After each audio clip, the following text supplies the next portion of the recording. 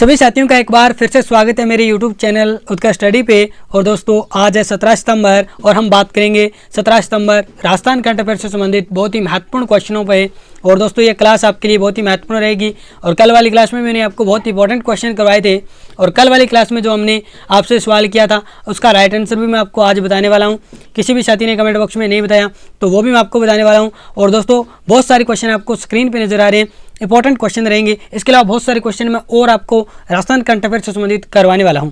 तो दोस्तों आज की इस क्लास में सबसे महत्वपूर्ण जो क्वेश्चन रहेगा वो रहेगा बहुउद्देश्यीय पशु चिकित्सालय का शिलान्यास किया गया हाल ही में, ये इंपॉर्टेंट रहेगा। इसके अलावा हाल ही में राजस्थान ग्रीन हाइड्रोजन नीति को अनुमोदन दिया गया है, तो ये जल्द ही नीति आने वाली है, तो इसलिए ये RS प्री एग्जाम की दृष्टि से इंपॉर्टेंट रहेगी।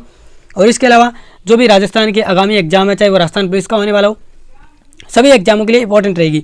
और दोस्तों विश्व ओजोन दिवस मनाएगा कल, तो उस पर भी हम चर्चा करेंगे। इसके अलावा एमनेस्टी योजना 2023 राजस्थान पे भी चर्चा करेंगे। और हाल ही में नए प्रेशर टोंक में पुलिस चौकी की स्थापना को स्वीकृति मिली है, इस पर भी हम चर्चा करेंगे। तो दोस्तों ये क्लास बहुत ही महत्वपूर्ण रहेगी, इंपॉर्टेंट रहेगी सभी एग्जामों की दृष्टि से। तो दोस्तों मैं चाहूँगा कि आप अपने दोस्तों के साथ इस क्लास को शेयर कर दीजिएगा। तो दोस्तों करते हैं आज की इस क्लास की शुरुआत। पहला क्वेश्चन देखिएगा, उससे पहले हम बात करेंगे कल का सवाल। कल का सवाल मैंने आपसे पूछा था कि नेशनल इंजीनियर्स डे किस दिन मनाया जाता है और क्यों मनाया जाता है। तो इसका राइट आंसर छाप लीजिएगा जल्दी से। जो आपका नेशनल इंजीनियर्स डे है वो 15 सितंबर को मनाया जाता है। और क्यों मनाया जाता है, तो दोस्तों विश्वेश्वरैया की याद में मनाया जाता है। तो याद रखिएगा engineers day, national engineers day है जो कि 15 सितंबर को मनाया जाता है और विश्वेश्वरैया की जन्म दिवस पर बनाया जाता है, तो याद रखिएगा। और जो राजस्थान का PWD विभाग है, जिसे हम बोलते हैं सार्वजनिक निर्माण विभाग, उसके द्वारा ये दिवस बनाया गया था और विश्वेश्वरैया की मूर्ति का भी अनावरण किया गया था, तो याद रखिएगा। नेक्स्ट बात कर लेते हैं। आज का पहला क्वेश्चन बहुत ही महत्वपूर्ण क्वेश्चन रहेगा, इंपॉर्टेंट क्वेश्चन रहेगा। 16 सितंबर को बहुउद्देश्यीय पशु चिकित्सालय का शिलान्यास कहाँ किया गया है, तो दोस्तों ये किया गया है कालवाड़ जयपुर में। तो याद रखिएगा कालवाड़ जयपुर में बहुउद्देश्यीय पशु चिकित्सालय का शिलान्यास किया गया है। फोटो में आपको दिखाने वाला हूँ। और दोस्तों याद रखिएगा 16 सितंबर 2023 को राजस्थान के 2 बड़े विभागों के मंत्रियों के द्वारा यहाँ पे कालवाड़ में दौरा किया जाता है। कौन कौन से, तो चिकित्सा विभाग के मंत्री और जो हमारे कृषि विभाग के मंत्री हैं उनके द्वारा यहाँ पे दौरा किया जाता है। और बात करें चिकित्सा विभाग के मंत्री हैं प्रसादी लाल मीणा, जबकि बात करें कृषि विभाग उसके मंत्री हैं लालचंद कटारिया। तो इन दोनों के द्वारा यहाँ पे दौरा किया गया और यहाँ पे बहुउद्देश्यीय पशु चिकित्सालय का शिलान्यास किया गया। कहाँ पे, कालवाड़ जो कि झोटवाड़ ग्राम पंचायत में आती है, ये भी आपको याद रखना है। जयपुर के झोटवाड़ ग्राम पंचायत में कालवाड़ गाँव है, क्षेत्र है, ये आता है। और यहाँ पे बहुउद्देश्यीय पशु चिकित्सालय का शिलान्यास किया गया। और दोस्तों बात कर लेते हैं, यहाँ पे फोटो आपको नजर आ रही है, ये देखिए यहाँ पे जो आपका बहुउद्देश्यीय पशु चिकित्सालय है कालवाड़ जयपुर, यहाँ पे इसका शिलान्यास किया गया। और इसी के साथ साथ इसका जो भूमि पूजन का कार्यक्रम था वो भी किया गया। और दोस्तों यहाँ पे कौन कौन से मुख्य अतिथि थे, तो याद रखेंगे प्रसादी लाल मीणा जो कि हमारे माननीय मंत्री हैं चिकित्सा एवं स्वास्थ्य विभाग के, और लालचंद कटारिया जो कि माननीय मंत्री है कृषि पशुपालन एवं मत्स्य विभाग के। तो ये भी आप याद रखिएगा। इन दोनों के द्वारा यहाँ पे इस बहुउद्देश्यीय पशु चिकित्सालय का शिलान्यास किया गया और भूमि पूजन भी किया गया। उसके बाद में बात कर लेते हैं यहाँ पे और क्या क्या चीज़ें की गई। तो दोस्तों यहाँ पे जो कालवाड़ है और इसी के पास जोबनेर पड़ता है, वहाँ पे पशु एम्बुलेंस का शुभारंभ किया गया, यानी कालवाड़ में एक और जोबनेर में भी एक पशु एम्बुलेंस है, उसका शुभारंभ किया गया। इसके अलावा दोस्तों बात कर लेते हैं यहाँ पे जो कालवाड़ का सामुदायिक स्वास्थ्य केंद्र है वहाँ पे OPD का शुभारंभ किया। अब हम बात कर लेते हैं OPD होता क्या है। तो OPD की फुल फॉर्म है आउट पेशेंट डिपार्टमेंट, बाह्य रोगी विभाग।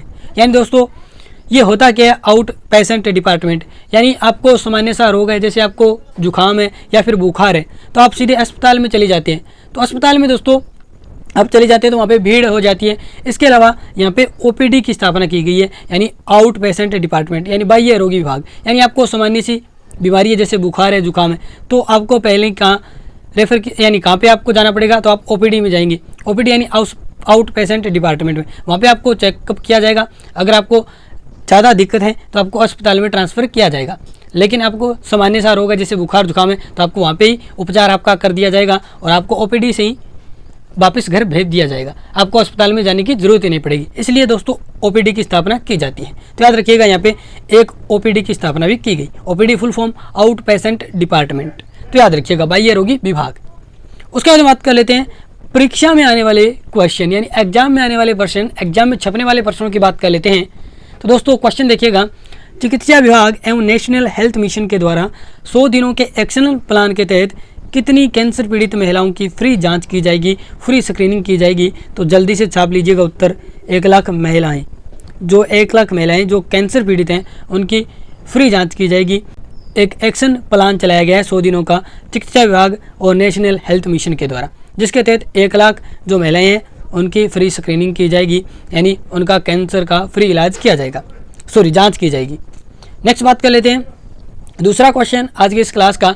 और दोस्तों आपको कंटेंट पसंद आ रहा है तो वीडियो को लाइक कर दीजिएगा, अपने दोस्तों के साथ शेयर कर दीजिएगा। और दोस्तों मेरे यूट्यूब चैनल पे आपको राजस्थान करंट अफेयर से संबंधित एकदम न्यू अपडेट के साथ क्वेश्चन मिलते हैं, ठीक है। बहुत ज़्यादा पुराने क्वेश्चन भी मैं नहीं लेके आया था, लेकिन आपको जैसे आज 17 सितंबर करंट अफेयर हम पढ़ रहे हैं तो 16 सितंबर की सारी बातें आपको मिलेगी। इसके अलावा जो भी मैंने 15 पीछे जो भी क्लासें ली है, रिवीजन करवाया है, वो भी आपको क्वेश्चन इसमें देखने को मिलेगा।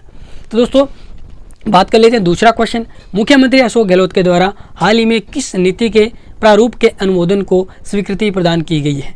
तो दोस्तों ये हाल ही में जो नीति है राजस्थान ग्रीन हाइड्रोजन नीति 2023 आने वाली है, इसके प्रस्ताव को अनुमोदन दिया गया है हाल ही में हमारे मुख्यमंत्री अशोक गहलोत जी के द्वारा। और दोस्तों आप सभी को पता है G20 समिट हुआ था और G20 का जो शिखर सम्मेलन हुआ था 9-10 सितंबर 2023 नई दिल्ली में, तो वहाँ पे भी जो ग्रीन हाइड्रोजन है उस पर बहुत ज़्यादा चर्चा की गई थी। तो ये दोस्तों हमारे RS प्री एग्जाम की दृष्टि से इंपॉर्टेंट क्वेश्चन बनेगा अगर ये अक्टूबर से पहले अगर ये नीति आ जाती है तो राजस्थान ग्रीन हाइड्रोजन नीति के प्रस्ताव को हाल ही में अनुमोदन मिला है, लेकिन इसके आंकड़े कुछ जारी हो चुके हैं। जैसे हम बात करें, ये देखिएगा यहाँ पे फोटो नज़र आ रही है आपको, ये आपका है जो ग्रीन हाइड्रोजन।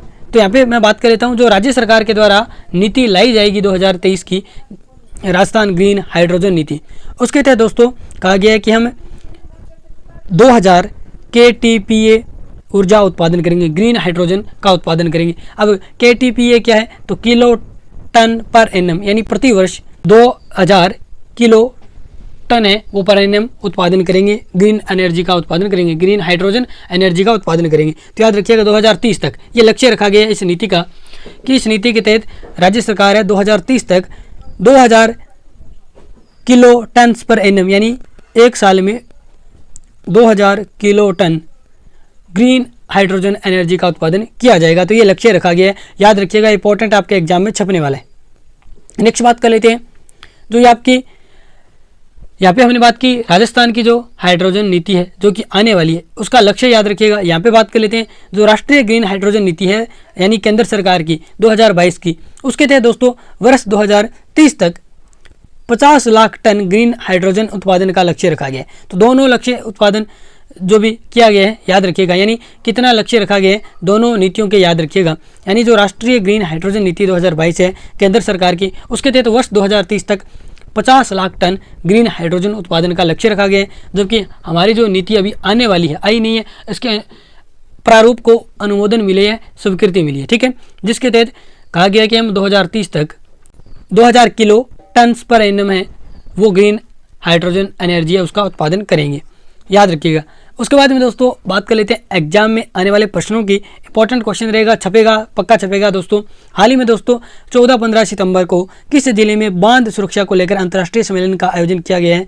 तो जल्दी से छापिएगा, जयपुर में दोस्तों ये सम्मेलन किया गया है और यहाँ पे इसका उद्घाटन किया गया हमारे उपराष्ट्रपति महोदय जगदीप धनखड़ के द्वारा। और दोस्तों आप सभी को पता होगा हाल ही में हम जो हमारे उपराष्ट्रपति हैं जगदीप धनखड़, वो राजस्थान के दौरे पे आए हुए थे और दोस्तों वह पहले टोंक गए। टोंक में दोस्तों एक महत्वपूर्ण संस्थान केंद्रीय भेड़ एवं ऊन अनुसंधान केंद्र अविका नगर मालपुरा टोंक में गए। उसके बाद में दोस्तों यहाँ पे जो जयपुर जिले में बांध सुरक्षा को लेकर एक अंतर्राष्ट्रीय सम्मेलन था उसका उद्घाटन किया। और दोस्तों यहाँ पे जो बांध सुरक्षा को लेकर यानी भारत बांध सुरक्षित तो भारत सुरक्षित थीम के साथ इसका उद्घाटन किया गया। और दोस्तों इस सम्मेलन में हमें किस विषय पे चर्चा की गई? तो दोस्तों जल संरक्षण के विषय पे चर्चा की गई। तो दोस्तों यहाँ पे जल संरक्षण को लेकर चर्चा की गई और यहाँ पे 2 रेल चलाई गई, यानी जल रेल, ऐसी रेल जो जल पे नहीं चलने वाली, ऐसी रेल जो क्या है, जल संरक्षण को लेकर क्या करे, एडवर्टाइजमेंट करे, यानी विज्ञापन करे, यानी लोगों को जागरूक करें। उसलिए 2 रेल चलाएगी, एक का नाम है हिमसागर और एक का नाम है कामाख्या। तो याद रखिएगा 2 रेल चलाई गई है, यानी जल संरक्षण के प्रति लोगों को जागरूक करने के लिए, जल संरक्षण का जो विज्ञापन है वो करने के लिए 2 रेल चलाई गई है, हिमसागर और कामाख्या रेल। तो याद रखिएगा इनका नाम है जल्द रेल, ठीक है। तो एक का नाम है हिमसागर, दूसरे का नाम है कामाख्या। तो याद रखिएगा, और ये याद रखिएगा बांध सुरक्षा को लेकर अंतर्राष्ट्रीय सम्मेलन है जयपुर में हुआ है। इंपॉर्टेंट क्वेश्चन पूछा जाएगा। बात कर लेते हैं तीसरा क्वेश्चन, विश्व ओजोन दिवस कब मनाया जाता है? तो दोस्तों ये कल मनाया गया 16 सितंबर को, और 15 सितंबर को नेशनल इंजीनियर्स डे बनाया गया, और 14 सितंबर को हमारा हिंदी दिवस बनाया गया, राष्ट्रीय हिंदी दिवस, ठीक है। जबकि बात करें विश्व हिंदी दिवस, वो मनाया जाता है 10 जनवरी को। तो इतनी बातें याद रखिएगा। हम बात कर रहे हैं विश्व ओजोन दिवस की, 16 सितंबर को मनाया गया। और दोस्तों अब की बार 2023 में जो बनाया गया, इसकी थीम क्या है? तो दोस्तों Montreal protocol fixing the ozone layer and reducing climate change, यानी बात की गई कि हमें क्या करना है, जो ओजोन लेयर है, ओजोन परत है, उसको फिक्स करना है, स्थायी करना है, और हमें जो जलवायु परिवर्तन है उसको कम करना है। जो बहुत ज़्यादा जलवायु परिवर्तन हो रहा है आज के समय में, उसको कम करना है, ये इसकी थीम थी। अब हम बात कर लेते हैं विश्व ओजोन दिवस पहली बार कब बनाया गया और इसकी स्थापना, या हम कह सकते हैं ओजोन दिवस की नींव कहाँ से पड़ी? तो दोस्तों ये पड़ी थी आपका मॉन्ट्रियल प्रोटोकॉल। मॉन्ट्रियल प्रोटोकॉल कब हुआ? तो दोस्तों याद रखिएगा 16 सितंबर 1987 कनाडा में शहर पड़ता है मॉन्ट्रियल, वहाँ पे प्रोटोकॉल हुआ। किसके लिए? तो दोस्तों जैव विविधता के लिए, और मुख्य रूप से ये आपका ओजोन संरक्षण हेतु। तो याद रखिएगा ओजोन संरक्षण हेतु ये समझौता हुआ। तो मॉन्ट्रियल प्रोटोकॉल याद रखेंगे 16 सितंबर 1987। और बात करें पहली बार ओजोन दिवस का बनाया गया, तो दोस्तों जब मॉन्ट्रियल प्रोटोकॉल हुआ तो उस समय तो इसकी नींव पड़ी, लेकिन बाद में 1994 में जो यूएनओ की महासभा है उसके द्वारा इसको अनुमोदन दिया गया, और पहली बार विश्व ओजोन दिवस बनाया गया 16 सितंबर 1995। तो याद रखेंगे 16 सितंबर 1995 पहली बार विश्व ओजोन दिवस बनाया गया। उसके बाद में बात कर लेते हैं एग्जाम में आने वाले प्रश्नों की।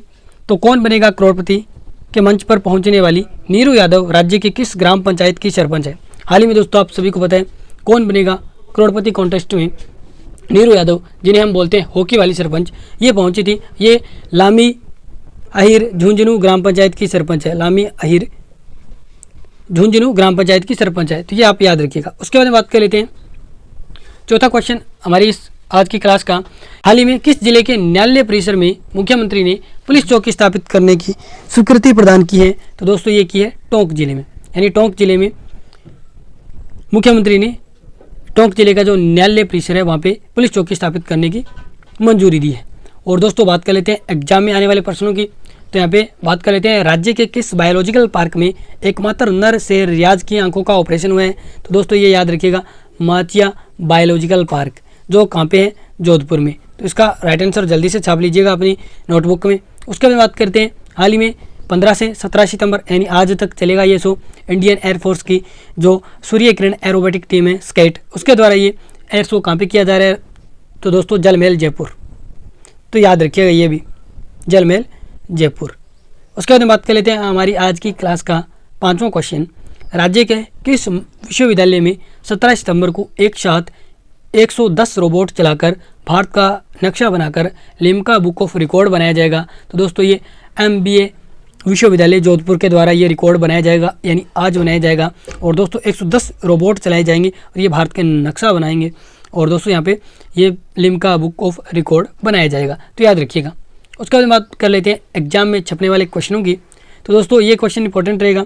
हाल ही में 2 दिवसीय एलेट्स राष्ट्रीय राज्योत्सव सम्मेलन हुआ 15 और 16 सितंबर को। कहाँ पे हुआ? तो आप कहेंगे जयपुर में। और यानी जो हमारा सार्वजनिक वित्तीय प्रबंधन है वो किस प्रकार किया जाए, भविष्य में किस प्रकार किया जाए, इस पर चर्चा हुई इस एलेट्स राष्ट्रीय राज्योत्सव सम्मेलन में, ठीक है, जयपुर में हुआ। उसके बाद में बात कर लेते हैं चंबल रिवर फ्रंट पर स्थित 27 घाटों में से एक घाट है, इसका नाम है विश्वामित्री घाट। यहाँ पे दोस्तों 10 मीटर व्यास वाला ग्लोब लगाए गए हैं, 10 मीटर व्यास वाला ग्लोब, जिसमें पूरा विश्व समाहित है। और यहाँ पे विभिन्न देशों के झंडे इस घाट पे आपको देखने को मिलेंगे, और इसके अलावा विभिन्न देशों से संबंधित यहाँ पे व्यंजन भी आपको मिलेंगे। तो ये विश्वामित्री घाट याद रखिएगा। यहाँ पे 10 मीटर व्यास वाला ग्लोब लगाया गया विश्व का। और दोस्तों यहाँ पे याद रखिएगा इस ग्लोब के नीचे G20 की जो थीम है वसुदेव कुटुंबकम वो लिखी हुई है। नेक्स्ट बात कर लेते हैं छठा क्वेश्चन, और आज एशिया कप का फाइनल मैच है तो इसलिए दोस्तों इंपॉर्टेंट क्वेश्चन बन सकते हैं। एशिया कप में सर्वाधिक विकेट लेने वाले भारतीय गेंदबाज कौन है? तो दोस्तों ये है रविंद्र जडेजा। तो याद रखिएगा ये इनकी फोटो है रविंद्र जडेजा की। ये एशिया कप में सर्वाधिक विकेट लेने वाले भारत के पहले खिलाड़ी हैं रविंद्र जडेजा। उसके बाद बात कर लेते हैं एग्जाम में छपने वाले क्वेश्चनों की। तो एशिया कप का कौन सा संस्करण आयोजित किया जा रहा है? तो 16वां। कहाँ पे हो रहा है? पाकिस्तान और श्रीलंका में। और दोस्तों आज जो मैच होगा वो भारत और श्रीलंका का होगा। कहाँ पे? तो दोस्तों ये श्रीलंका में होने वाला है भारत और पाकिस्तान का मैच, जो कि फाइनल मैच होने वाला है आज शाम 3 बजे। तो दोस्तों एशिया कप का 16वां संस्करण है। और अब तक बात करें एशिया कप में 7 बार भारत जीत चुका है और 6 बार श्रीलंका जीत चुका है। तो आज भारत जीतेगा तो भारत 8वीं बार इस एशिया कप का चैंपियन बनेगा और श्रीलंका जीतेगा तो 7वीं बार। और दोस्तों पिछली बार यानी 2000 जो पीछे हुआ था 2020 का, उसमें श्रीलंका ने जीता था। तो याद रखिएगा पीछे वाला चैंपियन कौन है? तो श्रीलंका। और एक बार फिर से श्रीलंका फाइनल में पहुंच चुका है। तो इतनी बातें याद रखिएगा। उसके बाद में बात कर लेते हैं बाबा रामदेव के गुरु की समाधि पर भरने वाले देश के विख्यात मसूरिया मेले का संबंध किस जिले से है? तो ये दोस्तों जोधपुर से। और दोस्तों आप सभी को पता है जो रामदेव जी हैं इनके गुरु का नाम है बालीनाथ जी, और यहाँ पे इनका मसूरिया जोधपुर में मेला बरतता है जिसका नाम है मसूरिया मेला। तो याद रखिएगा। उसके बाद में 7वां क्वेश्चन, हाल ही में परिवहन विभाग के द्वारा एमनेस्टी योजना 2023 की अवधि बढ़ाकर कितनी की गई है? तो ये 30 सितंबर 2023 तक। तो याद रखिएगा एमनेस्टी योजना क्या है इस पर हम चर्चा करेंगे। परिवहन विभाग के द्वारा ये योजना चलाई जाती है। इस योजना की शुरुआत की गई थी 10 फरवरी 2023 को, और दोस्तों हाल ही में इसकी अवधि बढ़ाई गई है 30 सितंबर 2023 तक, यानी 30 सितंबर को ये योजना खत्म होने वाली है। और दोस्तों 10 फरवरी 2023 को ये योजना स्टार्ट हुई थी।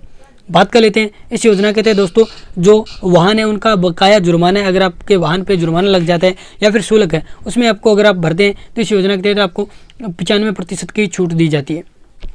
ठीक है, तो याद रखिएगा। उसके बाद में दोस्तों बात कर लेते हैं 30 सितंबर को ही हमारा जो मिशन राजस्थान मिशन 2030 चल रहा है वो भी समाप्त हो जाएगा।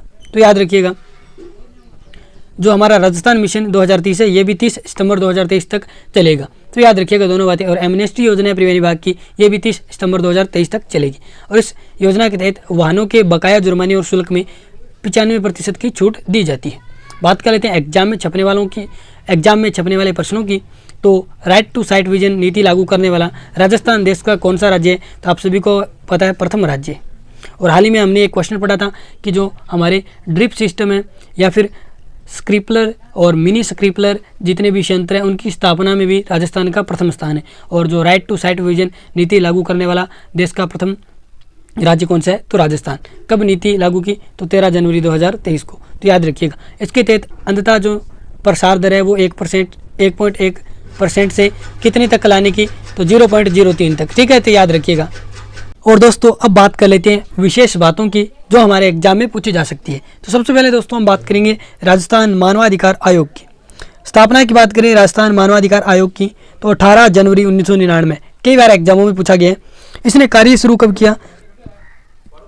तो इसने कार्य शुरू किया 23 मार्च 2000 को। प्रथम अध्यक्ष कौन? तो कांता भटनागर। और वर्तमान में अध्यक्ष कौन है? तो आप कहेंगे गोपाल कृष्ण व्यास। तो इतनी बातें राजस्थान मानवाधिकार आयोग के बारे में याद रखिएगा। स्थापना जरूर याद रखिएगा 18 जनवरी 1999। प्रथम अध्यक्ष कांता भटनागर, वर्तमान में गोपाल कृष्ण व्यास। नेक्स्ट बात कर लेते हैं राजस्थान राज्य महिला आयोग की। स्थापना हुई 15 मई 1999 में और प्रथम अध्यक्ष बनी कांता कथोरिया। याद रखिएगा यहाँ पे कांता भटनागर है जबकि यहाँ पे महिला आयोग में कांता कथोरिया है। और दोस्तों कांता कथोरिया RPSC की सदस्य भी रह चुकी है और इसके अलावा ये UPSC की सदस्य भी रह चुकी है। तो याद रखिएगा। नेक्स्ट बात कर लेते हैं वर्तमान में अध्यक्ष कौन है? तो रियाज चिश्ती। ये सारे क्वेश्चन दोस्तों एग्जाम में पूछे गए हैं। और दोस्तों बात कर लेते हैं आज का सवाल। आज का सवाल आपको कमेंट बॉक्स में बताने राज्य का पहला अच आकार का ओवरब्रिज कहाँ बनकर तैयार हुआ है? किस जिले में? राजस्थान के। तो ये आप कमेंट बॉक्स में बताइएगा। अगर आपको क्लास अच्छी लगी है तो इसको लाइक कर दीजिएगा, अपने दोस्तों के साथ शेयर कर दीजिएगा और हमारे YouTube चैनल उत्कर्ष स्टडी को सब्सक्राइब कर लीजिएगा। धन्यवाद दोस्तों, मिलते हैं नेक्स्ट क्लास में 18 सितंबर करंट अफेयर की क्लास में।